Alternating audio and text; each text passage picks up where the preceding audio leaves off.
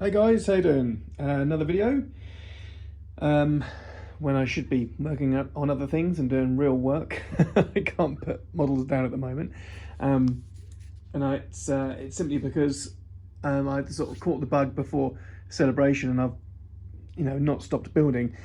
Um, this one is the hospital ship, so this is the background ship from Empire Strikes Back. You see the Neb B flying, and this goes off at an angle in the background. And the reason we've managed to ID it, I say we, I haven't ID'd one single thing, so maybe I shouldn't have said the word we. The people that have gone before me, for example, Lee Stringer, Chris Benoit, I think Nicholas Sagan built it, Lee Ralph built it, and it's a real oddball.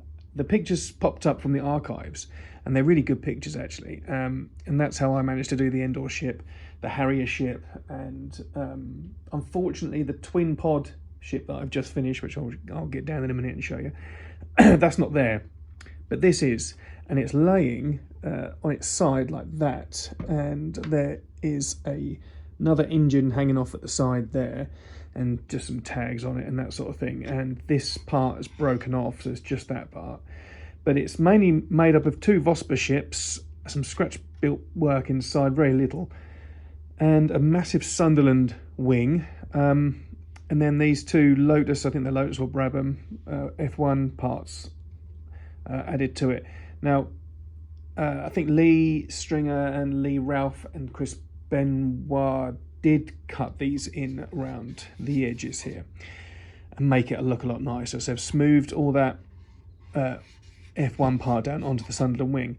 Now, that was a nightmare. My hats go off to you guys that have done that before me. That was hideous. I wouldn't want to wish that on my worst enemy. Trying to get that to sit down, and then it wouldn't glue, and oh god, to get this far, I'm lucky. Believe me. The original model in the archives, this is all just stuck on at an angle. That's all just, there's a massive gap there. Same with the other side, massive gap. And I initially was going to do that, and I put it on, and I was like, oh, although it's accurate, it looks horrendous. So I did what the others did, copied them, cut it in over the top of that wing, and smoothed it out. And I'm going to hit it with some primer, and hopefully that looks adequate. Now I've still got to add the there's a BF 109 wing up the top here, and then that slides on cack-handedly, sort of. Nothing on this fits nicely. Literally nothing. Everything has to be glued 4 or 5 times on it. It's a hideous thing to work on. Think very carefully if you're going to start building this, because although you think, oh, it's a few kits I've got, I can stick that on. Yeah, it's not nice. Anyway, I've got it to this part. I'm literally 1 or 2 kits off finishing it, and I'm going to display it in its horrendous, distressed look that it is literally dumped on a table in the archives. There's paint flaked off it, there's dirt, grime, dust, things falling off on the side, all that sort of thing, because I'm bored of making my models look nice. So let's make them look horrendous, and that'll be accurate. One thing we've also noticed is there's a shadow on the one sitting in the archives there, where it looks like a part was glued on there, but it's not there now. And as you see the screen grabs from it fly past at that angle, there's something that sticks out at the back there, which when you flip it over, it matches that bare patch on top. So I reckon there was another sort of, on this fin, there was another sort of part sticking out there. Again, I did consider trying to recreate it, but honestly, this is testing my patience right now. It's not even, I haven't even got it as well as I'd like. That engine's down a little bit, it should be straight. I'm getting the part here from Lee Stringer. He designed that in CAD because it's an unknown part. And then the Sunderland engine sticks on at the back, and away you go. You've pretty much, got it sorted. But the fun part will come in the paint job, because as I said, I want to make this distressed and look ugly. So that is what I'm going to do. And I'm going to use a few different mediums. I'm going to use chipping fluid and this new stuff called Crackle or something. But But I'll do a quick video on that now and just show you what that does. So excuse the messy desk. That's what artists do. They create mess to make nice things. This is it. Crackeli, and it's from Pelican. And it's like very thick varnish, and it's water-based. And you can literally, this is just a scrap bit of test I did for the crawler. You can literally just dip your brush in and just go over a panel, just literally slap it on. And there we go, that's one panel done. Wash it off with some water, and then get the old airbrush. I'm decided to use Ilam DS Surface Grey from Archive X, because I didn't want it just quite reefer white like the rest. I want it darker. It looks dark in the archives. I'm not even going to let that dry. I'm just going to get that grey over that panel. You can see it's already started to blister. And then it's as simple as that. And then get the old hairdryer on it.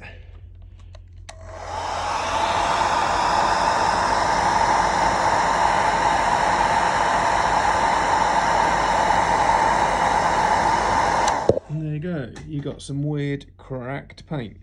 I've experimented using foam, to dab it on. Here's one I did earlier. And that one is with the sponge, and that one was by hand. What you can see is when I go up and down with the brush, you're sort of getting that line of the paint chipping. So it's quite a, and obviously like I've just shown there, you can remove it with another brush afterwards and have like your own cool sort of effects. So with that light grey over a dark grey or a black, it's going to look pretty cool. Before I forget, this is the twin pod that I scratch built. Again, from that same scene in Empire Strikes Back with the background ships. 2 plastic cups, Airfix ring, what else? The Probe Droid pod, not escape pod, with 2 Airfix rings at the back. That's all Airfix Saturn V.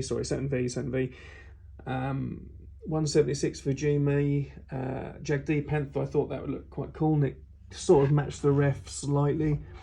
And I just had a sort of a bit of fun grossing that all up with the usual splatters and rust washes and all that sort of thing. It was just a blast to just have my own take on it. You know, I'm not restricted to any paint job because all we've got is blurred reference at the best, and it's one of those things where you can just go woohoo and just do your own thing and just let the airbrush flow, and yeah, just do your own thing. So I'll have a little fleet of background ships soon, once their hospital ship's done. But yeah, there we go. There we go. A quick coat of primer. Isn't primer lovely? It shows all the detail, but unfortunately all the areas that need to be looked at. But that's the idea of primer. But yeah, that's gone grey. And as soon as those other little parts arrive, I can finish it off, and we're laughing. We can get some of the distress look going. But yeah, there we go. Okay, I kind of jumped the gun a bit and didn't film any of the process of painting it, which I'm sure some of you might have enjoyed seeing. So apologies for that. Sometimes when you have limited time to work on a project, I can't be bothered to set the camera up and get it all right. I just fly and just go for it. So here we have it. And I've tried to make it look like it does in the archives, which is a wrecked pile of crap. But that's what I like. I'm really, you know, that was the aim, to make it look like it had flaked paint. It had been sitting degrading for 40 odd years, and this is what I came up with. I'll add some pictures of the original one at the end, so you can see if I've made it close or not. And I've tried to replicate all this mould and all the chip paint and the degrading paint and dust I've put on it. I've even gone as far as being super nerdy and replicated the tags Just waiting on some green dots to go on that one to make it more accurate. And also what I did notice while looking at the paintwork, again, this isn't actually finished. I've got to put the engine on here, and there's a wing at the top from the BF109 that I'm waiting from a good friend. And there's a few bits here that I need to do, but I'm going to do them at the end because I know the process of painting now, so I can just do that when it happens. But there's a big circle here. It goes right round that shows the primer underneath. So there probably was a cap or something over the top here. It could even have been something like, you know, from the Sat V, like that, for example. That fits the circle. It probably wasn't that, but that gives you an idea of the kit part process and how that would have gone on.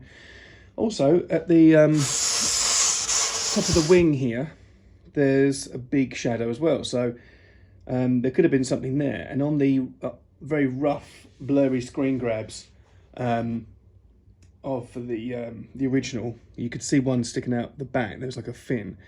There isn't any ref of the underside available to the Great Unwashed like me. I know Jason Eaton's got some, and these are all Jason Eaton's pictures, I think, that he took in the archives that got put online. So I have just had to sort of do my own bit of fun on the other side, and it's, again, just more mess. But I don't care, happy with that. I would have liked ref, but sometimes you can't get it, so you just got to just do your own thing and just have fun with it. And then I've got a base coming, so I'll stick it on the base. But yeah, I'm really happy with the messy chaos that I've created there. It's rare that you get a chance to do that on a model. You just have to stick exactly with the ref. But this ref was quite good, but it just showed it in such a distressed, crazy mess that I just thought, wow, here's the chance to actually replicate the degradation, is that the correct word? Yeah, the mess of how the model looks in the archives now. So yeah, that's the hospital ship from the background scene in Empire Strikes Back when the Ned B flies past. I'll add some pictures at the end of the ref pictures that I worked from, and also some pictures that I took with a good camera.